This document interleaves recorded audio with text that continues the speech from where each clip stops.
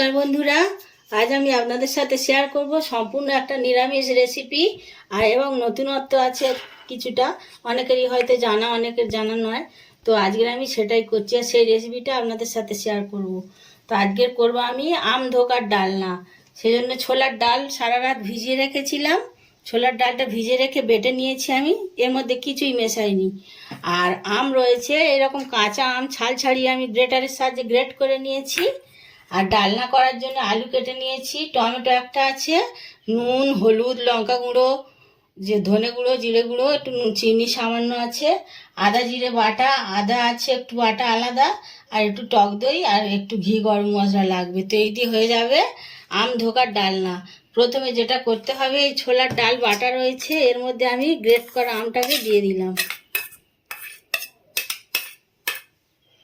এবার এর সঙ্গে দিয়ে দেবো পরিমাণ মতো নুন, একটু চিনি, একটু হলুদ গুঁড়ো, সামান্য একটু লঙ্কার গুঁড়ো, ধনে গুঁড়ো, জিরে গুঁড়ো, আর দিয়ে দেবো একটু আদা বাটা, আর দিয়ে দিচ্ছি একটু গরম মশলার গুঁড়ো। এবার এটাকে ভালোভাবে মাখিয়ে নিতে হবে।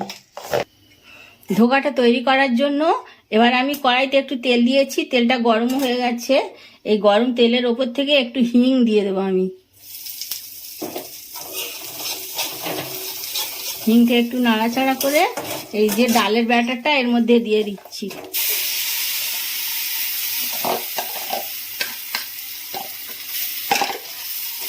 এবারে এটাকে কড়াই নেড়ে চড়ে ধোকার মতো করে বেশ শুকনো করতে হবে। ধোকার পাকটা একদম রেডি হয়ে গেছে। এবার আমি গ্যাসটা অফ করে দিচ্ছি, আর একটা থালার উপরে আমি একটু সর্ষের তেল মাখিয়ে নিয়েছি। এইটা আমি এবারে এর উপর থেকে ঢেলে দেব, দিয়ে এটা সমান করে দিয়ে ঠান্ডা করে পিস পিস করে কেটে নেব। ধোকাটা ঠান্ডা হয়ে গেছে, ঠান্ডা হয়ে যাওয়ার পরে আমি পিস পিস করে কেটে নিয়েছি। এবার এই পিসগুলোকে আমি তেলের উপর ভাজবো। তো সেজন্য কড়াইতে সর্ষের তেল দিয়ে দিয়েছি। এই রান্নাটা আমি সম্পূর্ণ সর্ষের তেলেই করছি।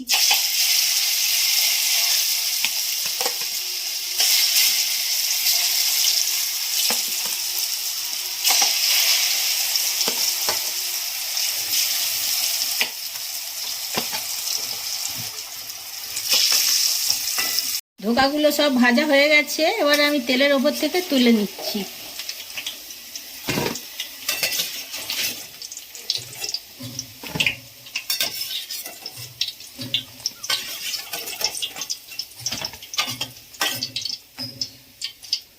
এবারে এই তেলের মধ্যেই আমি আলুগুলো দিয়ে একটু ভালোভাবে ভেজে নেব।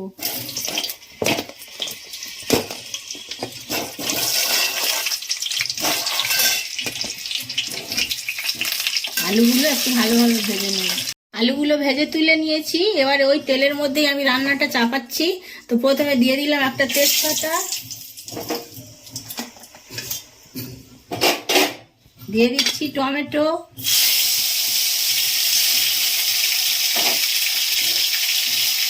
আদা জিরে বাটা। এবারে একে একে করে লঙ্কা গুঁড়ো, হলুদের গুঁড়ো, খানিকটা চিনি দেবো একটু, আর দিয়ে দেবো টক দই, দিয়ে ভালোভাবে কষিয়ে নেব। মশলাটা খুব ভালোভাবে কষানো হয়ে গেছে, মশলা থেকে তেল ছেড়ে দিয়েছে। এবার আলুগুলো এর সাথে দিয়ে দেবো।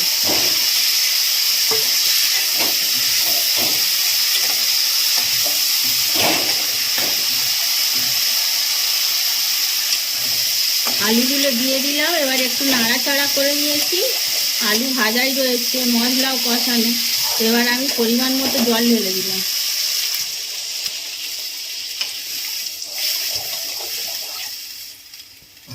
দিয়ে দিচ্ছি পরিমাণ মতো নুন, দিয়ে আলুগুলো সেদ্ধ হওয়া পর্যন্ত অপেক্ষা করব একটু ঢাকা দিয়ে।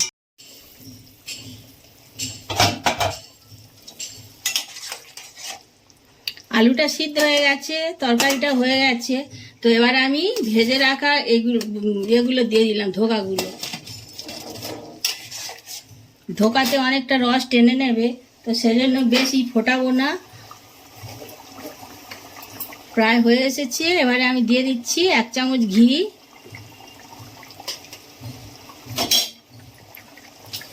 আর একটু শাহি গরম মশলার গুঁড়ো।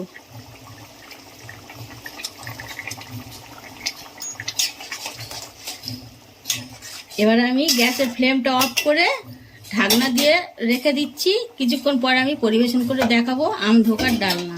বন্ধুরা, আম ধোকার ডালনা একেবারে রেডি হয়ে গেছে পরিবেশনের জন্য। আম দিয়ে ধোকাটা তৈরি করেছি বলে যে টক হবে একেবারেই তা নয়, একদমই স্বাভাবিক এবং খেতেও বেশ সুস্বাদু হয়। তো কচি আমের গন্ধ পুরোটাই বজায় থাকে। আর ভালো লাগলে লাইক কমেন্ট শেয়ার করবেন, আর একবার এইরকমভাবে তৈরি করে খেয়ে দেখবেন, নিশ্চয়ই ভালো লাগবে।